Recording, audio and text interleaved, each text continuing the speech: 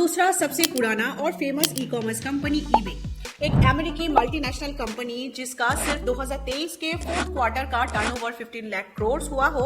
आखिर उसके साथ इंडिया में ऐसा क्या होता है कि उसे ग्रोइंग एंड प्रॉमिसिंग मार्केट से जाना पड़ा और उससे भी बुरा अपना 12 साल की मेहनत से बनाया ऑपरेशन एक स्टार्टअप को बेचना पड़ा। लेकिन सवाल ये सब कुछ हुआ कैसे और वो कौन से मिस्टेक्स ईबे इंडिया ने किया और हम ये सीख कर अपने बिजनेस में कैसे यूज कर सकते हैं।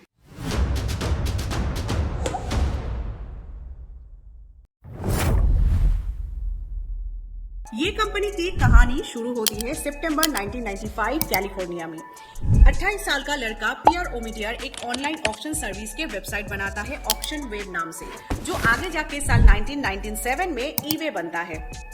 शुरू के दिनों में इस वेबसाइट में सिर्फ ऑक्शन के थ्रू प्रोडक्ट सेल होता था, लेकिन जैसे ये वेबसाइट लोगों में पॉपुलर हुआ, कई नई फीचर की डिमांड बायर करने लगे और कंपनी सारे फीडबैक्स को लेकर तेजी से एक कर फीचर्स लॉन्च करते जा रहे थे। इसके बाद आता है साल 2000। इस साल ऑक्शन के साथ direct buying options, buy it now मतलब फिक्स प्राइस फीचर्स भी लॉन्च किया जाता है।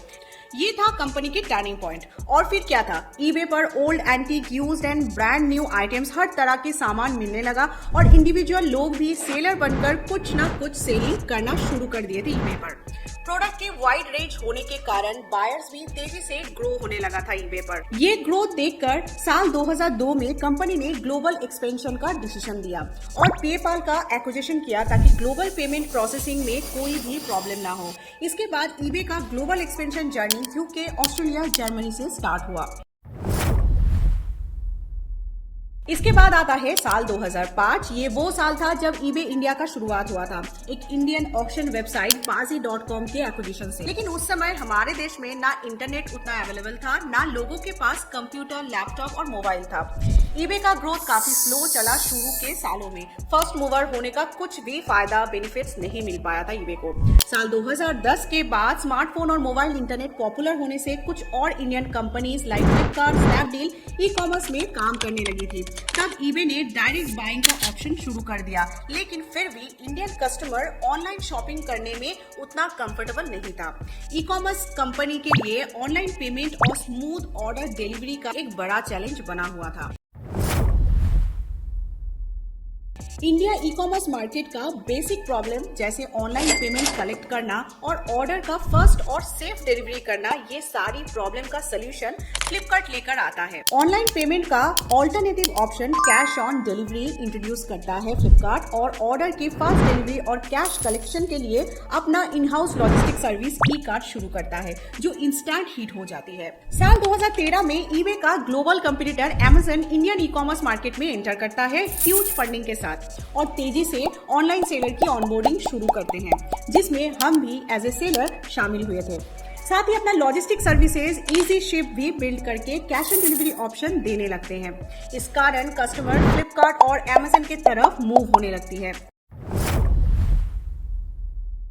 तो जैसा हमने पिछले चैप्टर में जाना, कैश ऑन डिलीवरी एक गेम चेंजर मूव था। उसको काउंटर करने के लिए बाकी e commerce companies third party logistic के सीओडी सर्विसेज यूज करने लगी थी, लेकिन थर्ड पार्टी लॉजिस्टिक्स पर पूरा कंट्रोल ना होने की वजह से ऑर्डर की फास्ट और स्मूथ डिलीवरी में चैलेंज बना हुआ था ईबे के लिए। वैसे ये प्रॉब्लम तो आज के डेट में भी है थर्ड पार्टी लॉजिस्टिक्स कंपनीज में। ईबे का वेबसाइट का इंटरफेस भी काफी क्लटर्ड था। लोगों ने अमेज़न और फ्लिपकार्ट की वेबसाइट्स यूज करने के बाद काफी कॉम्प्लिकेटेड फील कर रहे थे ईबे को यूज करने में।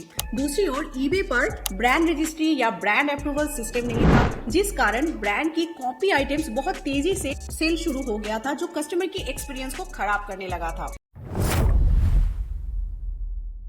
साल 2017 के अप्रैल में एक फंड रेज डील की अनाउंसमेंट होती है फ्लिपकार्ट की तरफ से, जिसमें ईबे ने इक्विटी बाय किया था $500 मिलियन का ईबे इंडिया ऑपरेशन फ्लिपकार्ट को देकर। ये डील के बाद भी ईबे इंडिया चल रहा था, सेलर और बायर नॉर्मल बिजनेस कर रहे थे। इसके एक साल बाद 14 अगस्त 2018 से फ्लिपकार्ट ने ईबे इंडिया की वेबसाइट को बंद कर अपना सेकेंड हैंड बाइंग और सेलिंग प्लेटफॉर्म अनाउंस किया और ईबे इंडिया का पूरा नाम इंडियन ई कॉमर्स मार्केट से खत्म ही हो गया। लेकिन सबसे इम्पोर्टेंट लेसन्स ईबे के मिस्टेक्स जो आपको अपनी बिजनेस में बिल्कुल नहीं करना है। पॉइंट नंबर 1, अपना कस्टमर एक्सपीरियंस को बेटर करने का प्रोसेस कभी भी बंद ना करें। इम्प्रूव का स्कोप्स हमेशा बना रहता है। पॉइंट 2, लेटेस्ट मार्केट ट्रेंड पर नजर बनाकर रखें। फर्स्ट मूवर एडवांटेज आप तभी बना के रख पाएंगे वरना आपका कंपटीशन आपसे आगे निकल जाएगा। Point 3, after selling prompt support और सर्विस जरूरी है ताकि कस्टमर के साथ बिजनेस का कनेक्शन बना रहे, जो लॉन्ग टर्म बिजनेस ग्रोथ में आप ही को हेल्प करेगा। और आज के समय में व्हाट्सएप सबसे इजी और फास्ट तरीका है कस्टमर कम्युनिकेशन का। सारे बिजनेस आज के डेट में व्हाट्सएप यूज कर रहे हैं। आपको भी व्हाट्सएप से बल्क मैसेज कर अपने कस्टमर से कनेक्टेड रहना चाहिए, लेकिन व्हाट्सएप नंबर बैन का इशू भी है।